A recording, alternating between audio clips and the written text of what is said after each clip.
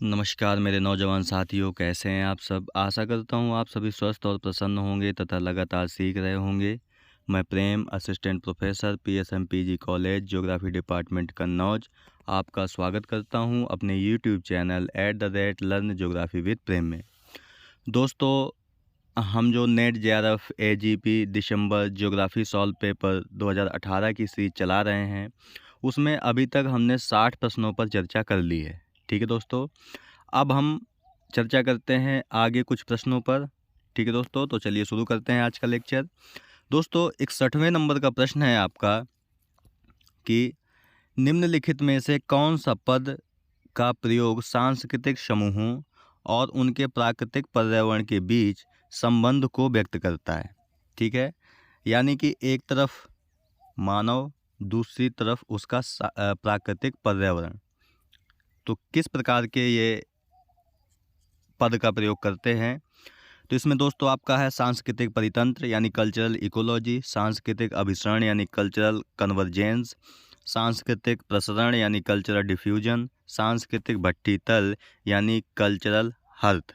ठीक है दोस्तों, तो दोस्तों आपको भी पता है कि जब हम मानव और एक तरफ पर्यावरण के अंतर संबंधों की बात करते हैं तो उसे हम पर्यावरण कहते हैं।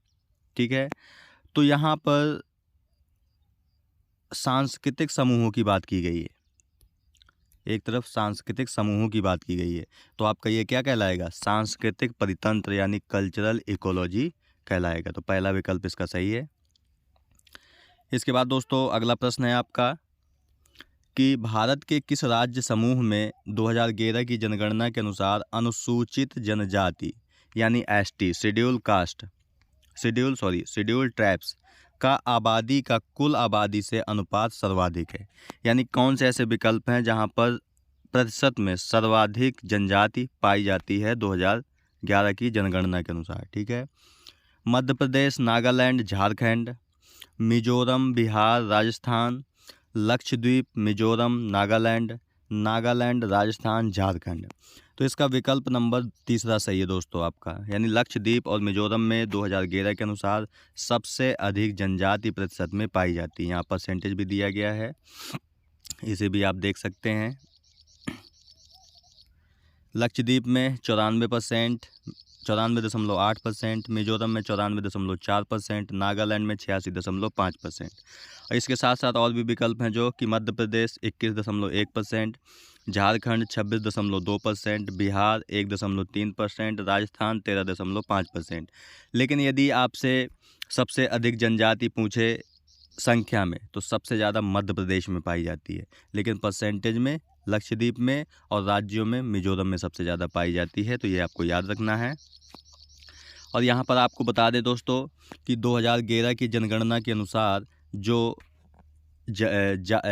एससी थी, यानी कि जो आपकी जनजातियां हैं वो कितने परसेंट थी, तो 8.6% थी। ठीक है, लेकिन एससी की बात की जाए यानी कि शेड्यूल कास्ट की बात की जाए तो वो 16.6% थी। तो ये भी आपको याद रखना है, यानी एससी 16.6% और जनजातियां 8.6% थी 2011 की जनगणना के अनुसार। ठीक है, अब यहाँ पे दोस्तों एक मिलान करने वाला प्रश्न है। ठीक है, तो यहाँ हम इसे डिस्क्राइब नहीं कर रहे हैं, हमने लगा रखा है पहले से। तो हमने आपको बताया है कि इस प्रकार के जब प्रश्न आते हैं तो उनको हल करने का तरीका क्या होता है। मान लीजिए यहाँ पर एक का दूसरा सही है आपका। ठीक है, एक का दूसरा सही है, तो विकल्प पे ही हम जा कर के देख लेते हैं सीधे। एक का दूसरा सही है और दूसरे का पहला सही है। ठीक है, तो इन विकल्पों के आधार पे हम आंसर देखते हैं सीधा। ये विकल्प रहे दोस्तों, पहले का दूसरा और दूसरे का पहला सही है। तो कौन से विकल्प ऐसे हैं, यानी इसमें तो एक का ये सही दिखा रहा है, दूसरे में पहले का दूसरा लेकिन दूसरे का चौथा दिखा रहा है, यानी ये भी गलत है, पहले वाला गलत है। एक का तीसरा दिखा रहा है, यानी ये भी गलत है। चौथे में दिखा रहा है दोस्तों एक का दूसरा और दूसरे का पहला, यानी कि चौथा विकल्प ही आपका सही है। अब हम इसकी व्याख्या देख लेते हैं। ठीक है दोस्तों, यहीं पर हम देख लेते हैं कि एक का दूसरा अगर सही है तो उसका क्या मतलब है। यानी पहला वो लैंग्वेज पूछ रहा है आपसे, तो बोले जाने वाले शब्दों की व्यवस्थित प्रणाली, ये शब्द आपको याद रखना है, व्यवस्थित प्रणाली जिसे परस्पर समझ के साथ संप्रेषित करने के लिए प्रयोग किया जाता है तो वो क्या कहलाती है? भाषा कहलाती है आपकी। ठीक है, अब हम डायलेक्ट्स यानी बोली को देख लेते हैं। शब्द, उच्चारण, लय और गति में भिन्नता, ये दोस्तों आपको याद रखना है। भिन्नता जो समान भाषा बोलने वालों को एक दूसरे से पृथक करता है उसे हम क्या कहते हैं? बोली कहते हैं। ठीक है, इसके बाद आपका वर्नाकुलर है, देख लेते हैं ये क्या होता है। किसी स्थानीय क्षेत्र की भाषा जो अमानवीकृत है, जिसे मानव ने नहीं बनाया है, यानी नॉन स्टैंडर्ड है, जो वो वर्नाकुलर कहलाती है। लिंगुआ फ्रैंका क्या होता है ये भी देख लेते हैं। पृथक मातृभाषा वाले लोगों द्वारा संप्रेषण हेतु प्रयोग की जाने वाली भाषा, यानी कि जो पृथक मातृभाषा है।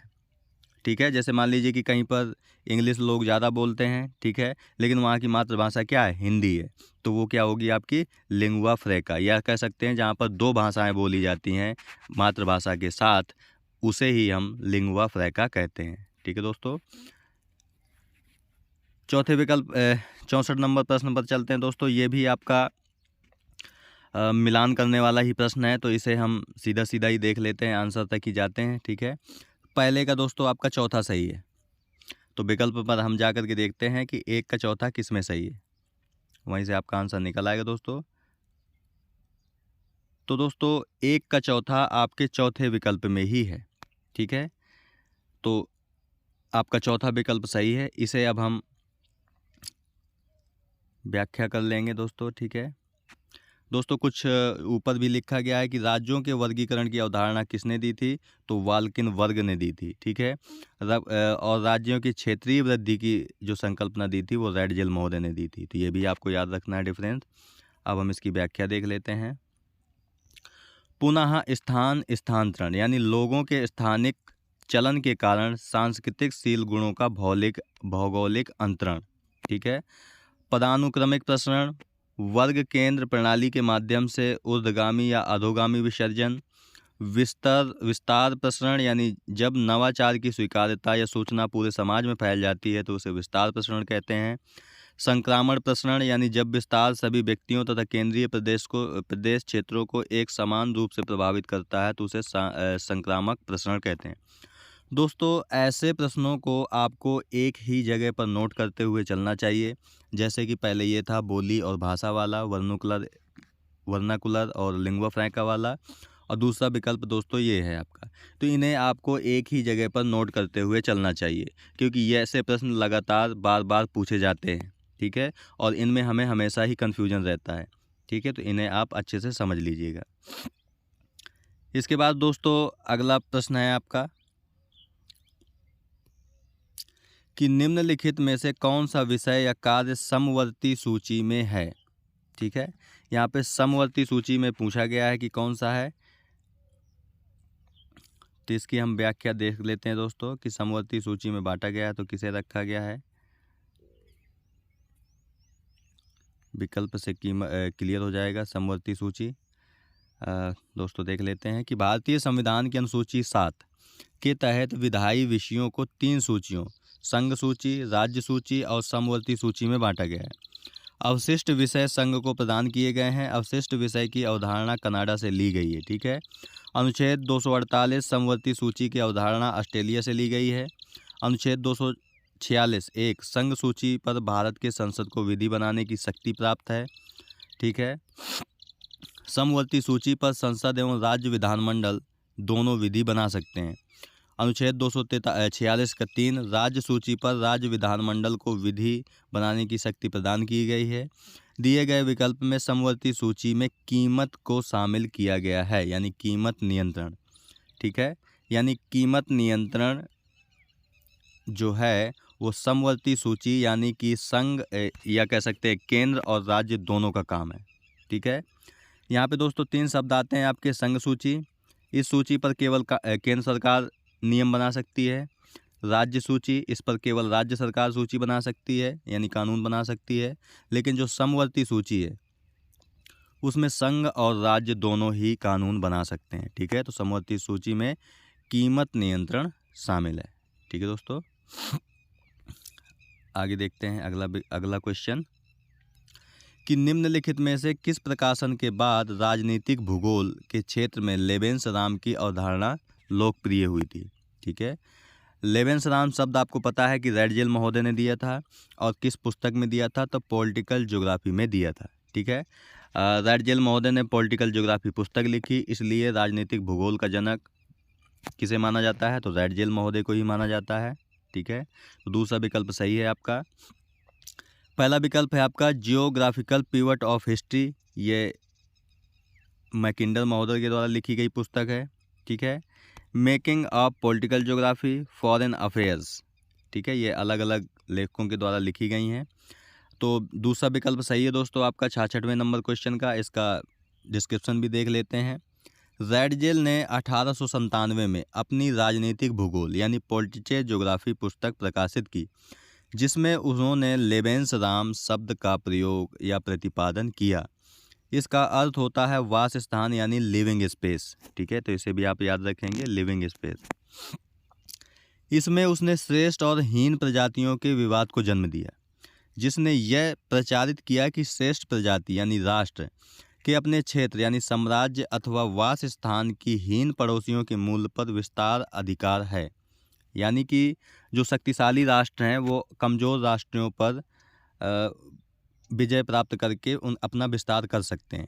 ठीक है, उसने आगे कहा कि जब एक राज्य अपनी सीमाओं का विस्तार कमज़ोर राज्य के मूल्य पर करता है, तो यह उसकी आंतरिक शक्ति को प्रतिबंधित करता है कि कौन सा राज्य कितना शक्तिशाली है। कब? जब वह आसपास के क्षेत्रों को हड़पता है या अधिकार करता है। इस प्रकार श्रेष्ठ राष्ट्र निम्न राष्ट्र पर शासन करने में प्राकृतिक आवश्यकता की पूर्ति करता है। यह जीव विज्ञान के डार्विन के उत्तरजीविता के लिए संघर्ष यानी कि सर्वाइवल ऑफ द फिटेस्ट का स्थानिक परिणामों की विचारधारा को प्रकट करती थी। ठीक है, इस रैडजेल के दर्शन को जर्मन नीतियों का निर्धारण किया गया, जिसका परिणाम द्वितीय विश्व युद्ध हुआ। या कह सकते हैं आप कि जो हिटलर था जर्मनी का तानाशाह, उसने रैडजेल के द्वारा दिए गए दर्शन को ही लागू किया अपनी युद्ध नीति में, जिससे द्वितीय विश्व युद्ध हुआ। रैडजेल की अन्य पुस्तक है मानव भूगोल का विज्ञान यानी एंथ्रोपोजियोग्राफी। ये भी दोस्तों पूछी जाती है। एंथ्रोपोजियोग्राफी रैडजेल महोदय ने लिखी, इसलिए इन्हें मानव भूगोल का जनक कहा जाता है। और पॉलिटिकल ज्योग्राफी पुस्तक लिखी, इसलिए रैडजेल को राजनीतिक भूगोल का जनक भी माना जाता है। ठीक है दोस्तों, अगला क्वेश्चन है दोस्तों कि भू राजनीति यानी जियोपॉलिटिक्स पद यानी शब्द का प्रयोग सर्वप्रथम किसने किया था। ठीक है, जियोपॉलिटिक टर्म किसने दिया, तो ये दिया था कैजलिन महोदय ने। तो दूसरा विकल्प आपका सही है। यहाँ पे कुछ और भी शब्द दिए गए हैं दोस्तों, उन्हें भी आप देख लीजिए। भू राजनीति कैजलिन महोदय ने दिया। केंद्रीय स्थान मार्क जेफरसन ने दिया था 1931 में। ठीक है, और केंद्रीय स्थान का विचार सर्वप्रथम किसने दिया था, तो वान थ्यूनिन महोदय ने दिया था 1826 में। ठीक है, और केंद्रीय स्थान सिद्धांत किसने दिया था, तो क्रिस्टालर ने दिया था 1933 में। ठीक है, और नगरमाल यानी कॉर्नर बेसन की संकल्पना किसने दी, पैट्रिक गेडिस ने 1915 में दी। अमलैंड आंद्रे एलेक्स ने दिया, अमलैंड शब्द आंद्रे एलेक्स ने दिया। लेकिन भारत में किसने दिया था, तो रामलोचन सिंह ने दिया था। तो ये भी आप याद रखेंगे। ठीक है, नगरीय उपांत शब्द किसने दिया, टी.एल. स्मिथ ने दिया। पृष्ठ प्रदेश यानी हिंटरलैंड किसने दिया, तो ये ग्रीन महोदय ने दिया था। प्रमुख शहर यानी प्राइमेट सिटी किसने दिया, तो मार्क जेफरसन ने दिया। यानी कि केंद्रीय स्थान यानी कि सेंट्रल प्लेस शब्द और प्राइमेट सिटी दोनों मार्क जेफरसन ने दिए थे। विकासशील ये ट्रूमैन ने 1949 में भूतपूर्व अमेरिकी राष्ट्रपति ने दिया था। और संभववाद शब्द फैब्रे ने दिया था। ठीक है, यहाँ आपको याद रखना है कि संभववाद जो शब्द है वो फैब्रे महोदय ने दिया था, लेकिन संभववाद की जो संकल्पना है वो ब्लास महोदय ने दी थी। तो ये आपको याद रखना है। ठीक है, इसके बाद दोस्तों 68वें नंबर का प्रश्न है आपका कि निम्नलिखित में से अवरोही क्रम का मतलब हो गया आपका दोस्तों कि आपको बड़े से छोटे की ओर चलना है। ठीक है, हाईएस्ट टू लोवेस्ट ऑर्डर। ठीक है, तो सांस्कृतिक इकाइयों को सर्वाधिक सटीक तरीके से दर्शाता है। सबसे बड़ा कौन होगा, उससे छोटा, फिर उससे छोटा कौन होगा। ठीक है, जटिल परिमंडल, क्षेत्र, शीलगुण, ये नहीं है दोस्तों। दोस्तों इस प्रकार के प्रश्न जब हल करते हैं आपको, तो आपको क्षैतिज नहीं चलना चाहिए, वर्टिकल चलना चाहिए। ठीक है, आपको पता है पहला कि परिमंडल सबसे बड़ा होता है, तो परिमंडल कितने विकल्पों में है? 2 विकल्पों में, यानी कि पहला और दूसरा सीधे सीधे गलत हो गए आपका। ठीक है, परिमंडल के बाद आपका रीजन आता है, फिर कॉम्प्लेक्स आता है, फिर शीलगुण आता है, यानी कि तीसरा विकल्प दोस्तों आपका सही है। ठीक है, यहाँ आप व्याख्या देख लेते हैं दोस्तों, तीसरा विकल्प सही है। इसके बाद 69 नंबर क्वेश्चन है दोस्तों आपका कि निम्नलिखित में से किस भूगोलवेत्ता ने the geography of state policies पुस्तक लिखी? The geography of state policies पुस्तक किसने लिखी? तो ये लिखी थी दोस्तों J.R.B. प्रेस्कॉट ने। तो आपका चौथा विकल्प सही है। ठीक है, इसके बाद अगला प्रश्न है दोस्तों आपका कि 14वें वित्त आयोग की सिफारिशों को स्वीकार किए जाने के बाद अब भारत की केंद्र सरकार और राज्यों के साथ निबल कर राजस्व का कितना हिस्सा साझा किया जाता है? यानी कहने का मतलब दोस्तों ये है कि केंद्र सरकार को 100% राजस्व प्राप्त होता है, तो 100% में वो कितने परसेंट राज्यों को दे देता है? किसके अनुसार? 14वें वित्त आयोग के अनुसार। तो ये है दोस्तों 42% देना पड़ता है उसे। ठीक है, इसी भी देख लेते हैं। 14वें वित्त आयोग की सिफारिशों के अनुसार केंद्र सरकार द्वारा राज्यों के साथ निवल कर राजस्व का 42% हिस्सा साझा किया जाता है। 14वें वित्त आयोग के अध्यक्ष डॉक्टर YV रेड्डी थे। इसकी सिफारिशें 2015-16 से 2019-20 तक लागू किया रहेगा। ठीक है, वित्त आयोग का गठन संविधान के अनुच्छेद 280 के अनुसार राष्ट्रपति के द्वारा प्रत्येक 5 वर्ष के लिए किया जाता है। तो ये भी आपको याद रखना है कि वित्त आयोग का गठन किस अनुच्छेद में? 280 में। वित्त आयोग का गठन कौन करता है? तो राष्ट्रपति करता है। कितने वर्ष के लिए करता है? तो 5 वर्ष के लिए करता है। ठीक है, और दोस्तों 15वें वित्त आयोग के अध्यक्ष जो हैं वो हैं NK सिंह हैं। ठीक है, और 14वें के VY रेड्डी थे। ठीक है दोस्तों, इसके बाद दोस्तों 71वें नंबर का प्रश्न है दोस्तों, इसमें आपको मैच कराना है। ठीक है, एक तरफ शहर का नाम और दूसरी तरफ नदियों के नाम दिए गए हैं कि कौन सा शहर किस नदी के किनारे है। तो अयोध्या पता है आपका सरयू नदी के किनारे है, यानी 1 का 3 सही है। हड़प्पा रावी नदी के किनारे है। शाहजहांबाद यमुना नदी के किनारे है, और मोहनजोदड़ो सिंधु नदी के किनारे है। ठीक है, तो 1 का तीसरा सही है। किस विकल्प में है? तीसरे विकल्प में ही दोस्तों दिया गया है 1 का तीसरा। ठीक है, 1 का तीसरा तीसरे विकल्प में है। B का चौथा तीसरे विकल्प में ही है, यानी कि तीसरा विकल्प ही आपका सही है। ठीक है दोस्तों, ये तीसरा विकल्प आपका सही है, यहाँ मैच करा लीजिएगा। अयोध्या सरयू नदी, हड़प्पा रावी नदी, शाहजहांबाद यमुना नदी, मोहनजोदड़ो सिंधु नदी के किनारे स्थित है। इसके बाद दोस्तों 72 नंबर का क्वेश्चन है आपका कि यदि इष्टतम यानी ऑप्टिमल स्थान कच्चे माल के स्रोत के या बाजार से अधिक नज़दीक है, तो इसके बताने के लिए निम्नलिखित में से किस सूचकांक का प्रयोग किया जाता है? दोस्तों यह सवाल जो आया है, ये आया है वेबर की थ्योरी से। जो वेबर महोदय ने यानी अल्फ्रेड वेबर ने औद्योगिक अवस्थिति का सिद्धांत प्रतिपादित किया था पहली बार 1909 में, उससे आया है। ठीक है, तो इसका दोस्तों पहला विकल्प सही है, यानी माल या मटेरियल सूचकांक। ठीक है, इसकी व्याख्या भी देख लीजिए कि पदार्थ या माल सूचकांक यानी मटेरियल इंडेक्स पदार्थ या माल सूचकांक उत्पादित वस्तु एवं कच्ची सामग्री के वजन का अनुपात का घोतक है। तो ये दोनों डिफरेंस आपको दोस्तों याद रखना है कि ये क्या बताता है। तो उत्पादित वस्तु और कच्ची सामग्री के वजन के अनुपात का घोतक है। अनुपात शब्द आपको याद रखना है। परिवहन लागत वजन एवं दूरी के समानुपातिक होती है, यानी कि जैसे जैसे लागत बढ़ती जाती है, या कह सकते हैं वजन और दूरी जैसे जैसे बढ़ता जाता है, लागत भी बढ़ती जाती है। ऐसे वस्तुओं का वजन जो शुद्ध पदार्थ से बनते हैं कच्ची सामग्री के वजन के बराबर होता है, अतः इसका सूचकांक 1 होता है। ठीक है, पदार्थ सूचकांक का सूत्र है उत्पादित वस्तु का वजन बटे कच्ची सामग्री का वजन। ठीक है दोस्तों, तो ये आपको याद रखना है। इसके बाद दोस्तों 73वें नंबर का प्रश्न है आपका, ये कथन कारण वाला सवाल है ठीक है। तो कथन है आपका कि 1990 के दशक में शहरीकरण की प्रक्रिया चली, जिससे भारत में आर्थिक विकास तेजी से हुआ। तो सही बात है। 1990 में ही भारत में उदारीकरण की शुरुआत हुई थी, जिसमें आपको पता होगा, जिसमें आपका वैश्वीकरण, प्राइवेटाइजेशन आदि शब्दों का प्रयोग किया गया था। ठीक है। तो पहला विकल्प तो सही है दोस्तों आपका। ठीक है।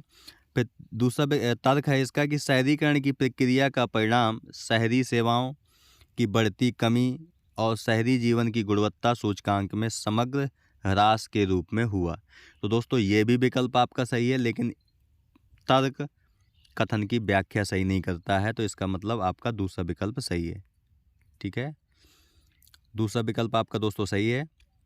इसकी व्याख्या भी देख लेते हैं हम कि ए तथा आर दोनों सही हैं, लेकिन आर ए की सही व्याख्या नहीं करता।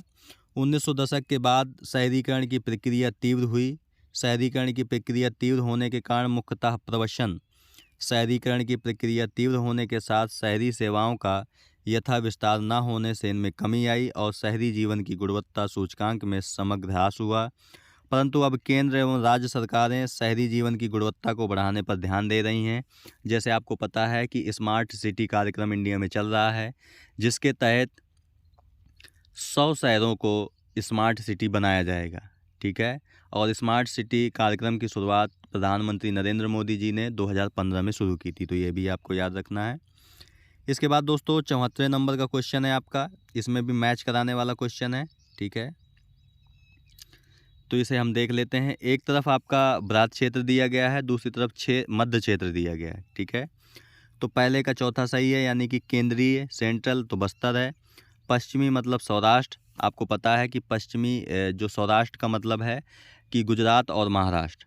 ठीक है। तो गुजरात और महाराष्ट्र दोनों पश्चिम में ही आते हैं। दक्षिण का मतलब है मलनाड और पूर्वी का मतलब है दोस्तों दामोदर घाटी। ठीक है। तो एक का चौथा सही है और बी का तीसरा सही है। तो इसे हम देख लेते हैं, एक का चौथा, बी का तीसरा किस में है। तो दोस्तों आपका चौथे विकल्प में है, यानी कि चौथा विकल्प आपका सही है। ठीक है। बस्तर आपका छत्तीसगढ़ में पड़ता है, सौराष्ट्र आपका गुजरात में, मलनाड आपका कर्नाटक में और दामोदर घाटी झारखंड और पश्चिम बंगाल में है। ठीक है। इसके बाद हम 75वें नंबर के प्रश्न पर चलते हैं।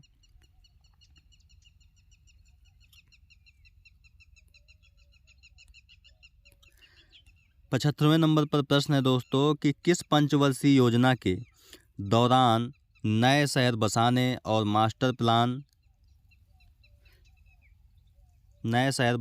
मास्टर एवं क्षेत्रीय योजनाएं तैयार करने के लिए क्षेत्रीय दृष्टिकोण पर पहली बार बल दिया गया। यानी किस पंचवर्षीय योजना में क्षेत्रीय दृष्टिकोण पर बल दिया गया था, तो यह दिया गया था दोस्तों तीसरी पंचवर्षीय योजना में। ठीक है। तो ये आपको याद रखना है। दोस्तों पंचवर्षीय योजनाओं की शुरुआत भारत में 1951-52 में हुई थी। ठीक है। 1951-52 में हुई थी। अब पंचवर्षीय योजनाओं को समाप्त कर दिया गया है, ये भी आपको याद रखना है। ठीक है। अब इंडिया में 25 वर्षीय प्लान चल रहा है, तो ये आपको याद रखना है। ठीक है।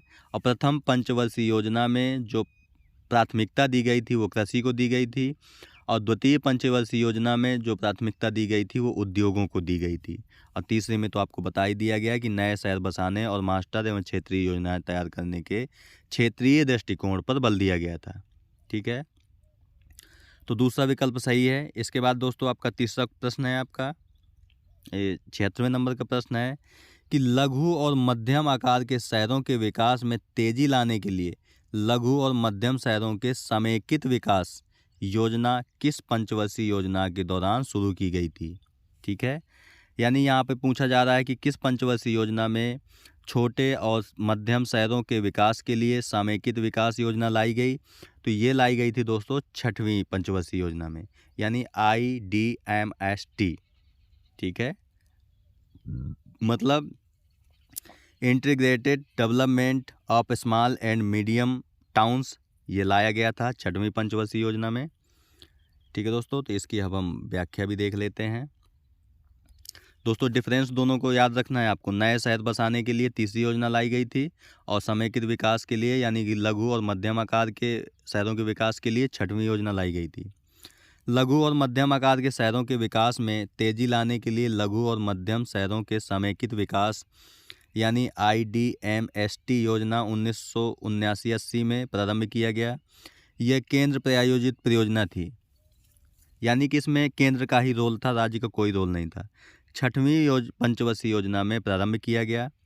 2004-05 में इसमें संशोधन करके दिसंबर 2005 में UIDSSMT स्कीम में शामिल कर लिया गया।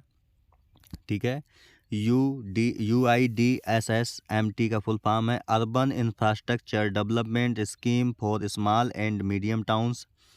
ठीक है, इसके अलावा दोस्तों JNNURM यानी Jawaharlal Nehru national urban renewable mission का एक हिस्सा है।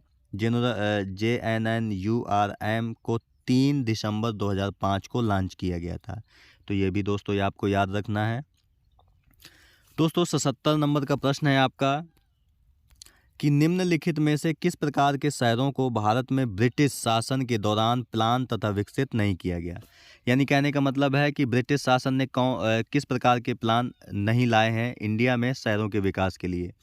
कंटेनमेंट शहर ये होते थे दोस्तों, मॉडल शहर देखते हैं, रेलवे कॉलोनी बनाई गई, पहाड़ी स्टेशन बनाए गए, यानी कि मॉडल शहर विकसित नहीं किए गए। ठीक है, तो दोस्तों आपका दूसरा विकल्प सही है, मॉडल नहीं विकसित किए गए, बाकी कंटोनमेंट शहर, रेलवे कॉलोनी और पहाड़ी स्टेशन विकसित किए गए हैं। ठीक है, मॉडल शहर के रूप में सबसे पहले चंडीगढ़ को बसाया गया था। ठीक है, और इसके बाद विभिन्न शहर बसाने की योजनाएं बनाई गई, तो सबसे पहले चंडीगढ़ को ही बसाया गया था। तो मॉडल शहर के रूप में वो इंडिया ने विकसित किया था, ना कि अंग्रेजों ने। ठीक है, 78वें नंबर का प्रश्न है दोस्तों आपका कि विकास की अवधारणा के संबंध में निम्नलिखित में कौन सा कथन सही है। यानी एक ही सही है, बाकी 3 गलत हैं आपके। ठीक है, यानी डेवलपमेंट में क्या क्या चीज़ें शामिल है। विकास एक असतत प्रक्रिया है, ये गलत है दोस्तों, असतत नहीं है, ये सतत प्रक्रिया है। ठीक है, विकास एकल आयामी प्रक्रिया है, ये भी गलत है दोस्तों, एकल नहीं है, बहुआयामी प्रक्रिया है। ठीक है, विकास का अभिप्राय परिवर्तन के साथ वृद्धि से है। ठीक है, ये दोस्तों सही लग रहा है। और चौथा विकल्प है कि समय और स्थान की तुलना में विकास का अभिप्राय समान रहता है, ये दोस्तों गलत है, समय और स्थान की तुलना में विकास का अभिप्राय बदल जाता है। ठीक है, तो तीसरा विकल्प आपका सही है, विकास का अभिप्राय परिवर्तन के साथ वृद्धि है, यानी development stand for growth with change. तो तीसरा विकल्प आपका दोस्तों सही है, तो ये आप डिफरेंस याद रखेंगे। इसके बाद 79 नंबर का क्वेश्चन है दोस्तों आपका, ये कथन कारण वाला है, इसे भी हम देख लेते हैं कि प्राचीन भारत में नगरीय योजनाएं लोक स्वास्थ्य के उच्च मानकों के साथ कुछ पूर्वाधारित विचारों के अनुसार बनाई गई थी। तो ये सही बात है दोस्तों, तथापि यह प्राचीन भारत की सामुदायिक स्वच्छता और स्वास्थ्य संबंधी चिंता को प्रतिबिंबित नहीं करती हैं। दोस्तों ये गलत है आपका, करती थी। ठीक है, स्वच्छता और स्वास्थ्य की चिंता भी थी उन्हें। तो पहला आपका सही है, लेकिन आपका यानी ए सही है, आर गलत है, यानी कि तीसरा विकल्प आपका सही है। ठीक है दोस्तों, कुछ ऊपर भी लिखा गया है कि हैस्च्यूर प्रणाली का प्रतिपादन किसने किया था, तो लेहमान महोदय ने किया था। जब हम समुद्र तल से ऊंचाई को दर्शाते हैं तो कई सारी विधियों का प्रयोग करते हैं, उसमें से एक विधि है हैस्च्यूर प्रणाली, जिसका प्रतिपादन लेहमान ने किया था। ठीक है,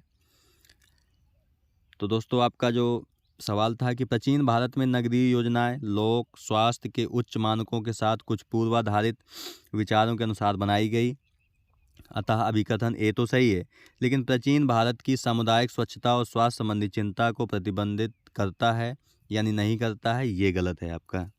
ठीक है, इसके बाद 80 नंबर का प्रश्न है दोस्तों, और ये लास्ट प्रश्न भी है आपका। ठीक है, कि राष्ट्रीय राजधानी क्षेत्र यानी NCR के बाहर 5 चुंबक रोधी नगरों की पहचान का प्रमुख उद्देश्य क्या था।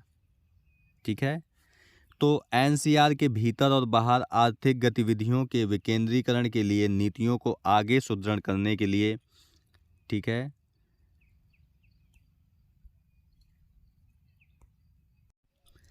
एनसीआर के भीतर और बाहर जनसंख्या के विकेंद्रीकरण के लिए नीतियों को और सुदृढ़ करने के लिए लाया गया था ये। ठीक है, तीसरा विकल्प है आपका कि एनसीआर के पहले और दूसरे आपके सही हैं दोनों। ठीक है, एनसीआर के भीतर और बाहर भौतिक अवसंरचना की उपलब्धता को और सुदृढ़ करने के लिए, एनसीआर के बाहर स्वास्थ्य और चिकित्सा देखरेख सेवाओं को और सुदृढ़ करने के लिए लाया गया था। ठीक है, विकल्प देख लेते हैं दोस्तों। ये आपके कूट वाला सवाल है दोस्तों। ठीक है, तो पहले और दूसरा तो सही है आपका। ठीक है, ये भी आपको देखना है। ठीक है, और तीसरा आपका गलत है, चौथा भी गलत है आपका। तो पहला और दूसरा किस में मैच कर रहा है? तीसरे विकल्प में मैच कर रहा है। ठीक है, तो इसकी व्याख्या भी देख लेते हैं दोस्तों हम कि राष्ट्रीय राजधानी क्षेत्र यानी एनसीआर के बाहर 5 चुंबक रोधी नगरों की पहचान का प्रमुख उद्देश्य एनसीआर के भीतर और बाहर आर्थिक गतिविधियों के विकेंद्रीकरण के लिए, नीतियों को आगे सुदृढ़ करने के लिए तथा एनसीआर के भीतर और बाहर जनसंख्या के विकेंद्रीकरण के लिए नीतियों को और सुदृढ़ करने के लिए अपनाया गया था। ठीक है दोस्तों, आपको पता होना चाहिए कि एनसीआर में 3-4 राज्यों के शहर शामिल किए गए हैं। ठीक है, जिनका विकास करना ही प्रमुख उद्देश्य है। ठीक है दोस्तों, तो आज के वीडियो में दोस्तों यहीं तक। आज हमने नेट जेआरएफ एजीपी दिसंबर ज्योग्राफी सॉल्व पेपर 2018 के 20 क्वेश्चनों पर चर्चा की है। ठीक है दोस्तों, तो दोस्तों जो अगला वीडियो होगा उसमें हम इस सेट पेपर को समाप्त करने की कोशिश करेंगे, क्योंकि 20 क्वेश्चन आपके बचे हुए हैं तो उन्हें हम कवर करने की कोशिश करेंगे। ठीक है दोस्तों, तो मिलते हैं आपसे नेक्स्ट वीडियो में अन्य प्रश्नों के साथ। तब तक के लिए नमस्कार। आप प्रसन्न रहिए, खुश रहिए, मुस्कुराते रहिए, कभी अपने लिए तो कभी अपनों के लिए। धन्यवाद। जय हिंद दोस्तों।